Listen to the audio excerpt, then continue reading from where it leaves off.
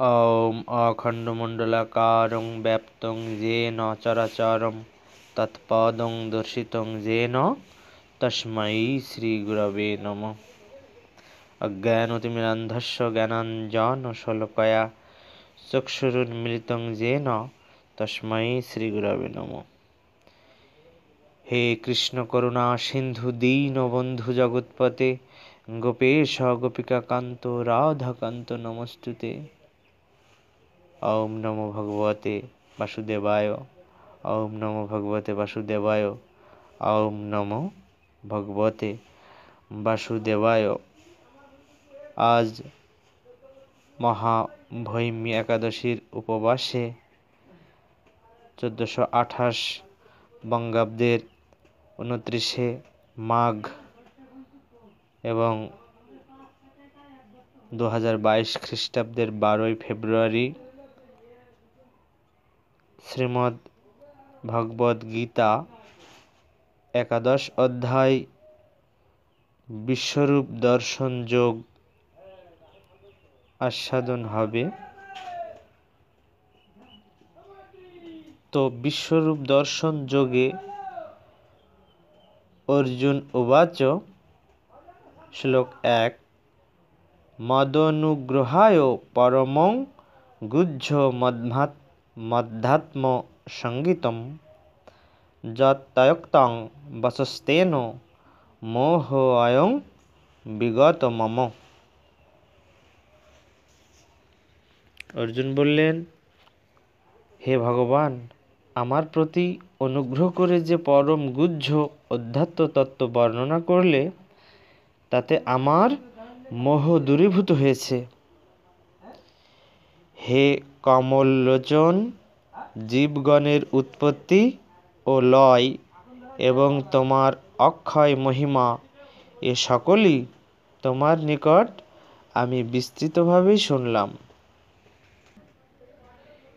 हे परमेश्वर, तुमी निजेके जेभावे निर्देश करेছো ता ओई रूपी बटे। हे पुरुषोत्तम, आमी निजे कृतार्थ हबार जन्यई तोमार ऐश्वरिक रूप अर्थात ज्ञान ऐश्वर्य शक्ति बल वीर्य ओ तेज सम्पन्न अलौकिक जे रूप ता देखते इच्छुक।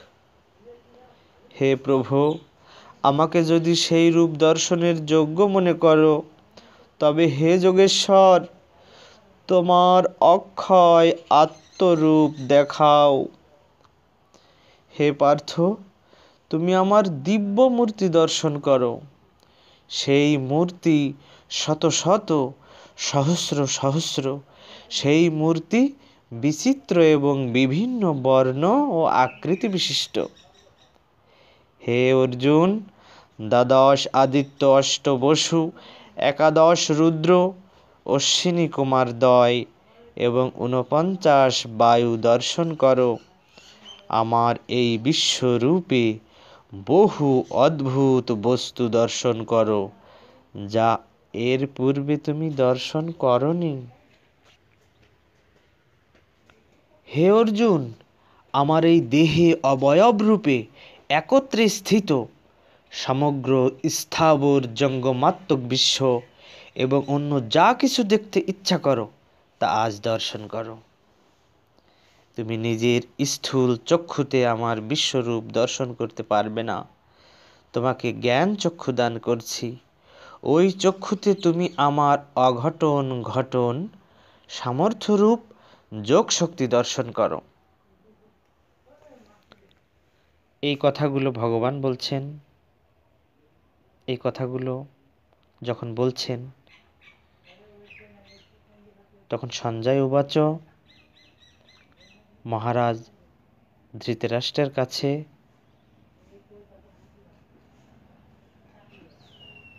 এই সঞ্জয় বিশ্বরূপ অবিকল বর্ণনা করছেন।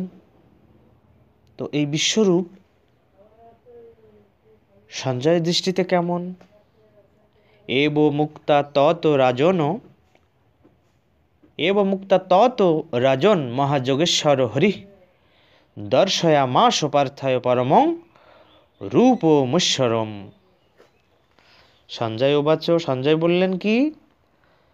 রাজন অর্থাৎ মহারাজ ধৃতরাষ্ট্রকে বলছেন, মহাযোগেশ্বর হরি অর্থাৎ নারায়ণ এবং এবং উক্তা এইরূপ বলে, তত অর্থাৎ তারপর, পার্থায় অর্থাৎ পার্থকে, পরমং ঐশ্বরং রূপম অলৌকিক বিশ্বরূপ দর্শয়ামাস দেখালেন। তো সঞ্জয় বললেন, হে মহারাজ ধৃতরাষ্ট্র, এই কথা বলে মহাযোগেশ্বর শ্রীকৃষ্ণ অর্জুনকে নিজের দিব্য রূপ দেখালেন। সেই বিশ্বরূপ অনেক মুখ ও অনেক নেত্রযুক্ত, অনেক অদ্ভুত আকৃতি ও অসংখ্য দিব্য অলঙ্কার শোভিত এবং অনেক উদ্যত দিব্য শস্ত্রে সজ্জিত। সেই বিশ্বরূপ দিব্য মাল্য ও দিব্য বস্ত্রে ভূষিত, দিব্য গন্ধময় অনুলেপনে লিপ্ত, অত্যন্ত আশ্চর্যজনক, জ্যোতির্ময়, অনন্ত ও সর্বত্র মুখ বিশিষ্ট, অনেক বক্ত্র নয়ন মনেকাদ্ভুত দর্শনম, অনেক দিব্যাভরণং দিব্যানেকোদ্যতায়ুধম, দিব্য মাল্লাম্বরধরং দিব্যগন্ধানুলেপনম, সর্বাশ্চর্যময়ং দেবমনন্তং বিশ্বতমুখম।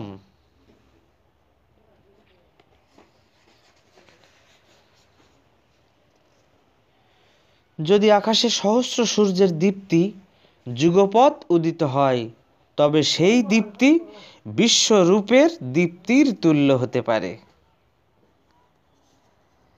তখন অর্জুন দেবদেবের সেই বিশ্বরূপ শরীরে নানাভাবে বিভক্ত সমগ্র জগৎকে একত্রে স্থিত দেখতে পেলেন।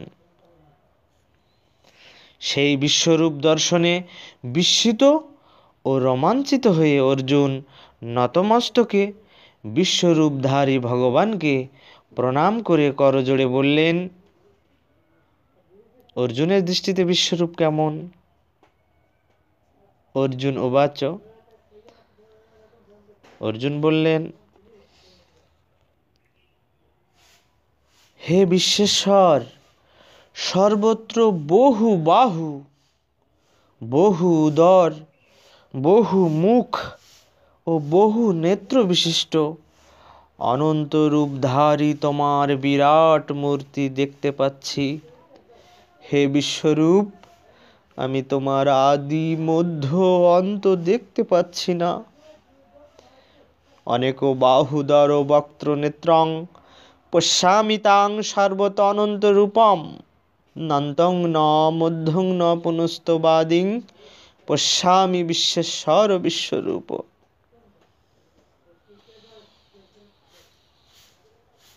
কিরীট গদা ও চক্রধারী, সর্বত্র দীপ্তিশালী, প্রদীপ্ত অগ্নি ও সূর্যের ন্যায় প্রভা সম্পন্ন, দুর্নিরীক্ষ অপরিমেয় তোমার অদ্ভুত মূর্তি সকল, তোমার অদ্ভুত মূর্তি সকল দিকে আমি দেখতে পাচ্ছি। কীর্তিনং গদিনং চক্রনঞ্চ তেজরাশিং সর্বত দীপ্তিমন্তম পশ্যামি তাং দুর্নিরীক্ষং সমন্তাদ দীপ্তানলার কদ্যুতিম প্রমেয়ম।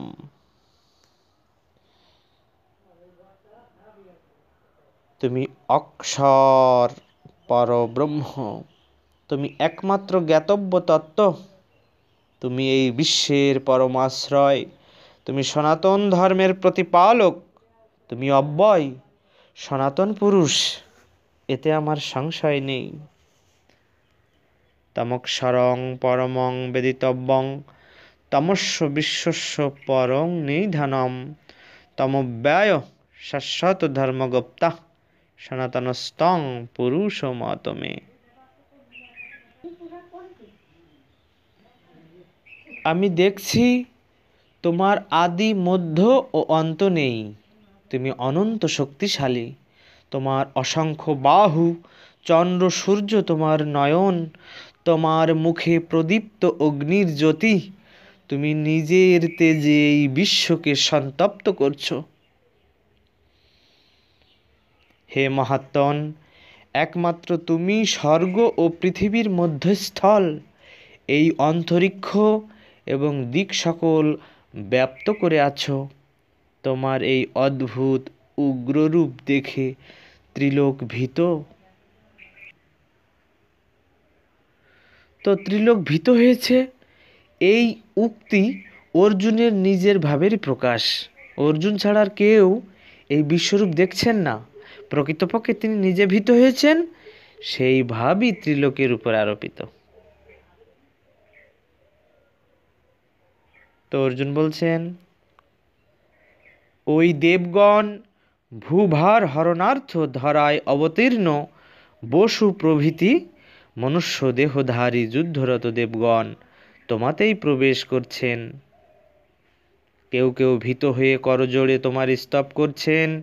মহর্ষি ও সিদ্ধগণ জগতের কল্যাণ হোক এই কথা বলে প্রচুর স্তুতি বাক্যে তোমার স্তুতি করছেন।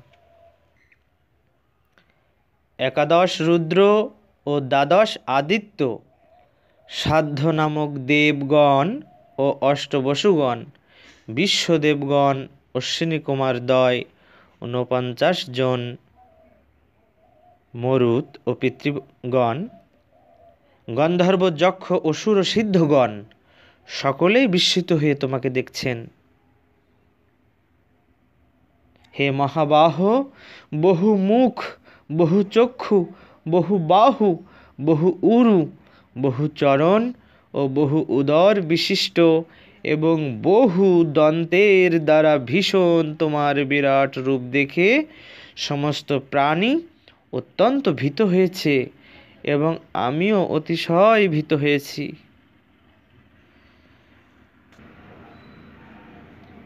হে বিষ্ণু, তোমার আকাশ স্পর্শী তেজময় নানা বর্ণযুক্ত বিস্ফারিত মুখমণ্ডল এবং উজ্জ্বল ও বিশাল চক্ষু দেখে আমি ভীত হয়েছি। ধৈর্য শান্তি পাচ্ছি না। দীর্ঘ দন্তের দ্বারা বিকৃত প্রলয়াগ্নি তুল্য তোমার এ সকল মুখ দেখে আমার দিগ্ভ্রম হচ্ছে। আমি দিশেহারা হয়ে পড়েছি। আমি স্বস্তি পাচ্ছি না। হে দেবতাদের প্রভু, হে জগৎ শরণ, আমার প্রতি তুমি প্রসন্ন হও।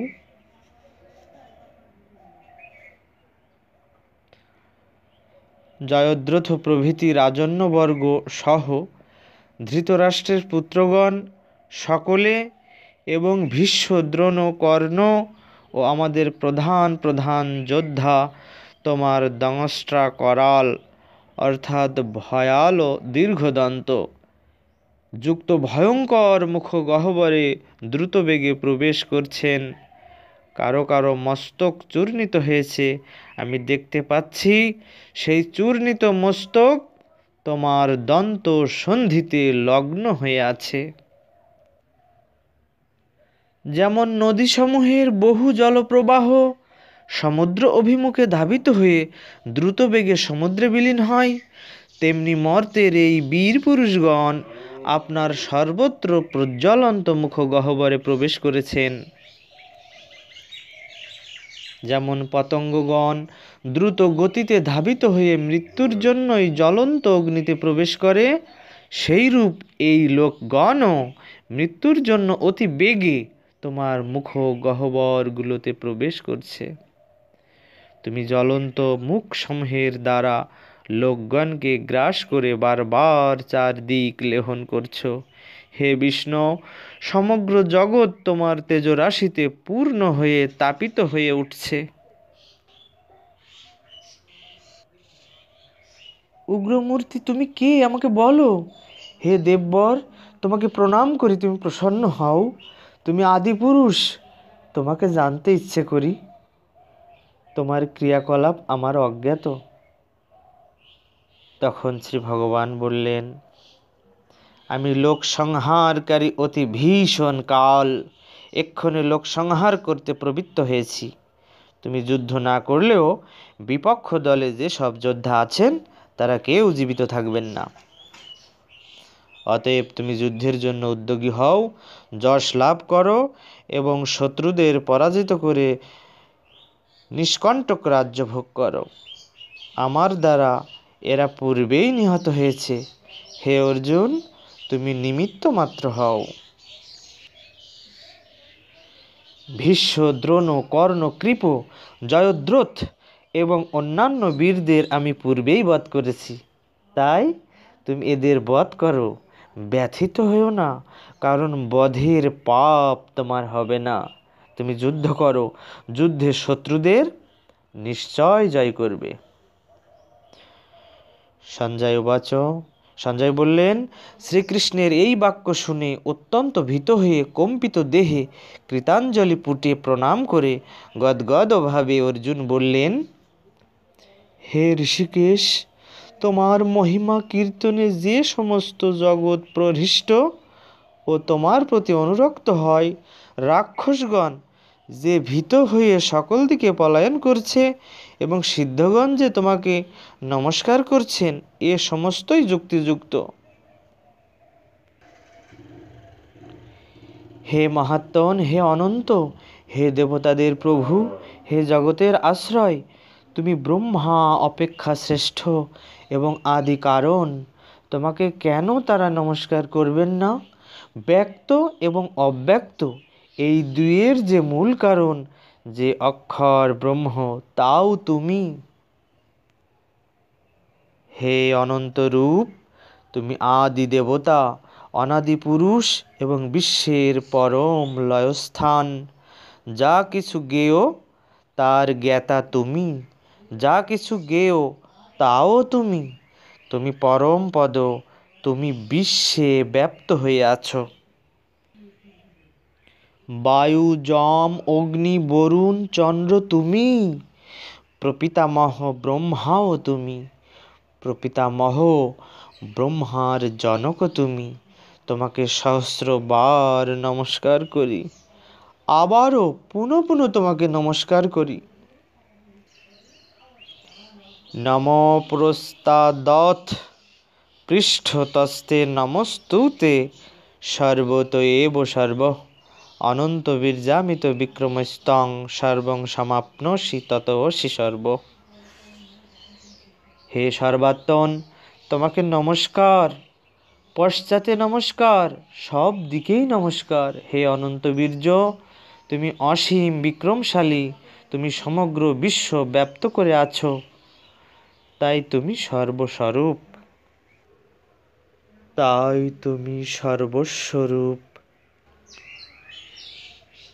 তোমার মহিমা না জেনে আমি চিত্ত বিক্ষেপ হেতু অথবা ভালোবেসে বন্ধু মনে করে হে কৃষ্ণ, হে যাদব, হে সখা ইত্যাদি সম্বোধন করে যা বলেছি, তার জন্য আমাকে ক্ষমা করো।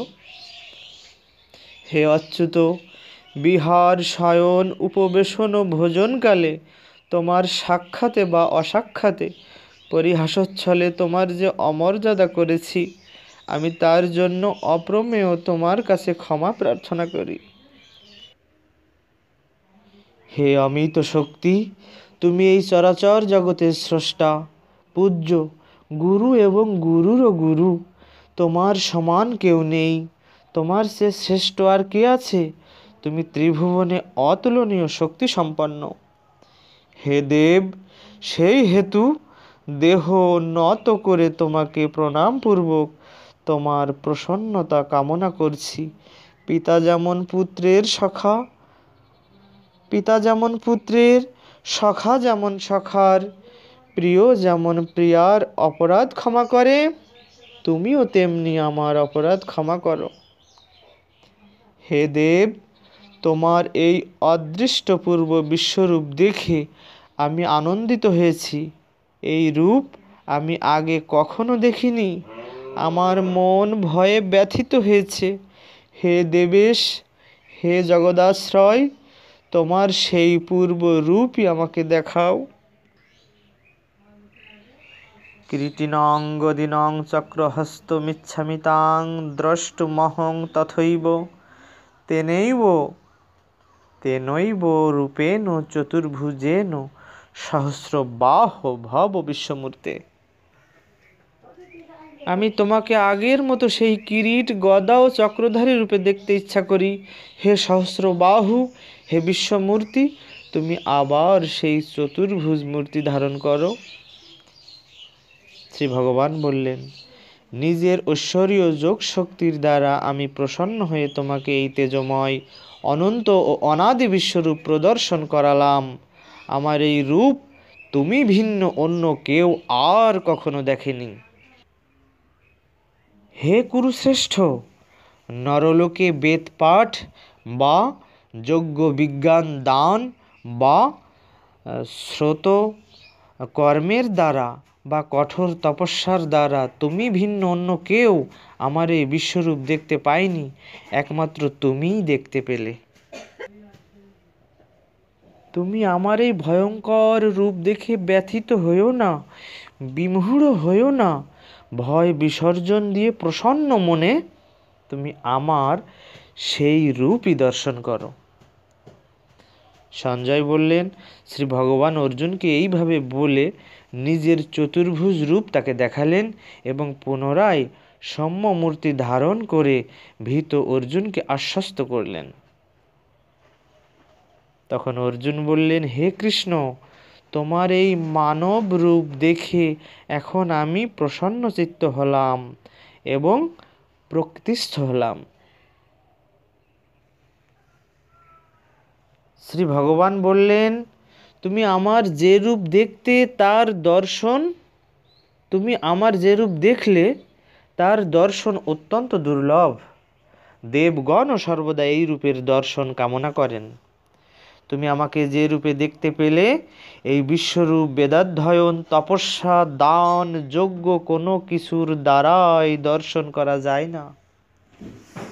হে পরন্তপ অর্জুন, একমাত্র অনন্যা ভক্তি দ্বারাই আমাকে স্বরূপত জানতে পারা যায়, দর্শন করা যায় এবং আমাতে প্রবেশ করতে পারা যায়।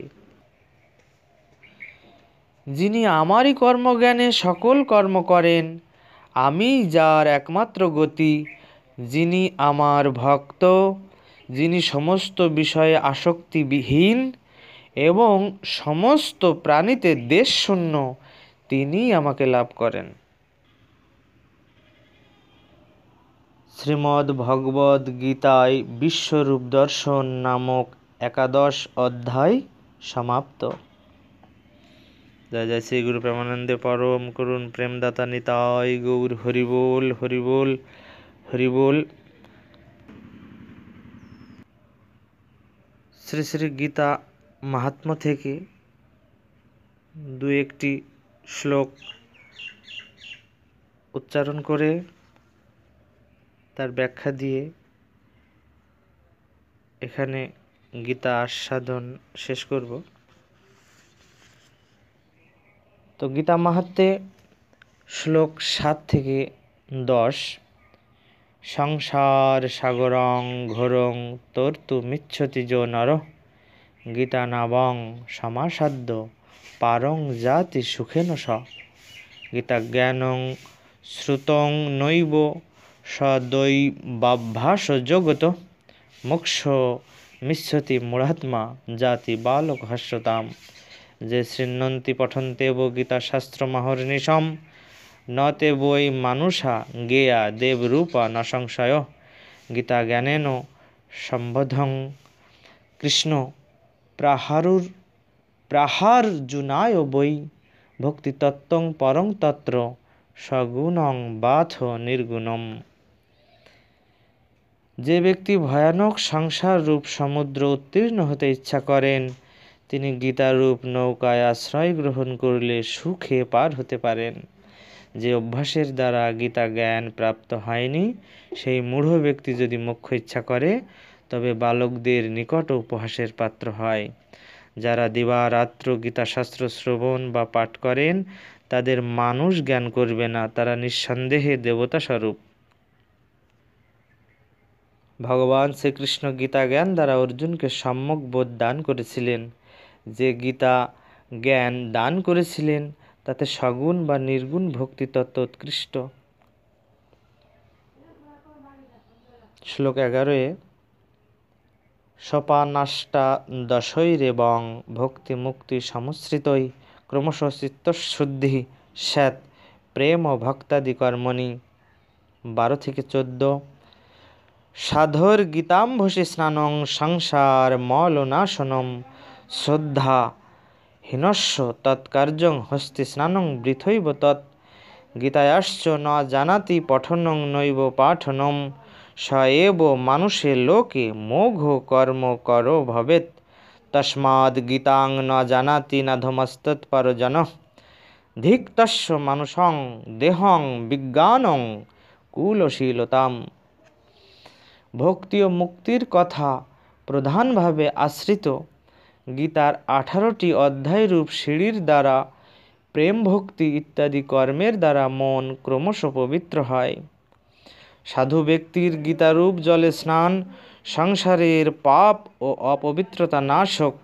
শ্রদ্ধাহীন ব্যক্তির সেই কাজ অর্থাৎ স্নান হস্তির স্নানের মতো নিষ্ফল হয়।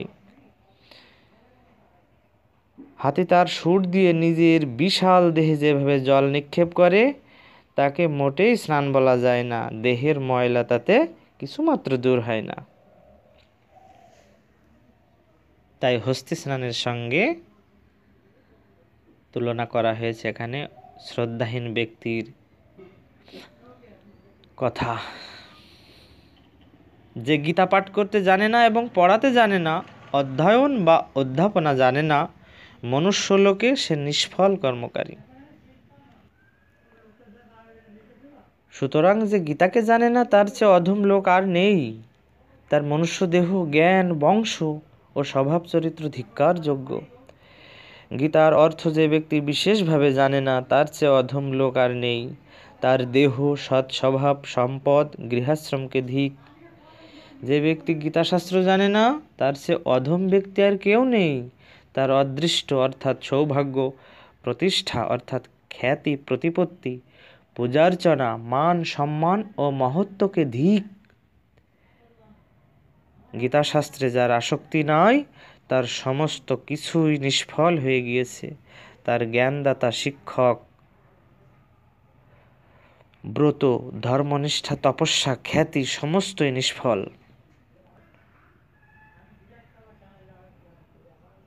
গীতার অর্থ যার পড়া নেই তার চেয়ে অধম ব্যক্তি আর নেই। যে জ্ঞান গীতার দ্বারা গীত বা স্বীকৃত নয় তা আসরিক, তা নিষ্ফল, ধর্মশূন্য এবং বেদ ও বেদান্ত দ্বারা নিন্দিত। অতএব ধর্মময়ী গীতা সর্বপ্রকার জ্ঞানের পরিচালিকা, সর্বশাস্ত্রের সার স্বরূপা, পবিত্রতা এবং অতুলনীয়। যিনি বিষ্ণুর উৎসব দিবসে এবং একাদশীতে গীতা পাঠ করেন তিনি নিদ্রায়, জাগরণে, চলমান অবস্থায় বা অবস্থিত অবস্থায় শত্রুদের দ্বারা পীড়িত হন না। শালগ্রাম শিলার নিকটে দেব মন্দিরে, শিব মন্দিরে, তীর্থস্থলে অথবা নদী তীরে যিনি গীতা পাঠ করেন তিনি নিশ্চয়ই সৌভাগ্য লাভ করেন। দেবকীর পুত্র শ্রীকৃষ্ণ যে রূপ গীতা পাঠের দ্বারা পরিতুষ্ট হন, বেদসমূহ পাঠ, দান, যজ্ঞ, তীর্থে গমন বা ব্রত প্রভৃতি দ্বারা সেরূপ পরিতুষ্ট হন না। যে ব্যক্তি ভক্তিপূর্ণ চিত্তে গীতা পাঠ করেছেন তিনি সমস্ত বেদ, শাস্ত্র এবং পুরাণ সমূহ পাঠ করেছেন। যোগস্থানে, সিদ্ধপীঠে, শিলাময় দেবমূর্তির সম্মুখে, সজ্জনদের সভায়, যজ্ঞে এবং নারায়ণ ভক্তের সম্মুখে গীতা পাঠ করতে করতে পরম সিদ্ধি লাভ করা যায়। জয় জয় শ্রী গুরু প্রেমানন্দে পরম করুণ প্রেমদাতা নিতাই গৌর হরিবোল, নিতাই গৌর হরিবোল, নিতাই গৌর হরিবোল। জয় শ্রী রাধারমন, জয় শ্রী বৃন্দাবন বিহারী, জয় শ্রী নিকুঞ্জ বিহারী শ্যামসুন্দর। জয় সাধুগুরু বৈষ্ণব, জয় সাধুগুরু বৈষ্ণব, জয় সাধুগুরু বৈষ্ণব।